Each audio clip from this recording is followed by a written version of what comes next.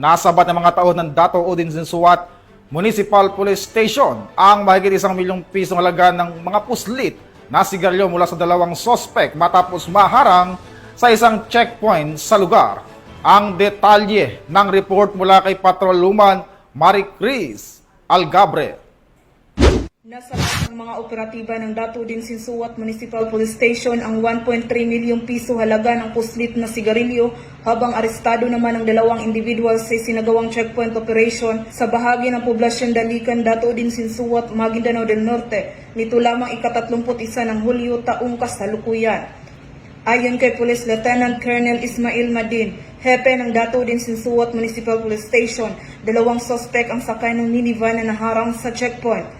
Kinilala ang mga ito sa mga alias na Rods, 38 anyos mula Zamboanga City at alias Rico, 29 anyos mula Santa Cruz, Davao del Sur. Nasamsam mula sa mga sospek ang kabuuang 35 master cases ng Canol Menthol at Green Hill brand menthol at 87 reams ng Green Hill brand menthol na pinaniniwala ang mga puslit na sigarilyo na nagkakahalagang 1,345,690 pesos. Ang mga nakumpiskang kontrabando ay isusumiti sa Bureau of Customs para sa kaukulang disposisyon habang inihahanda na ang mga kasong isasampa laban sa mga sospek.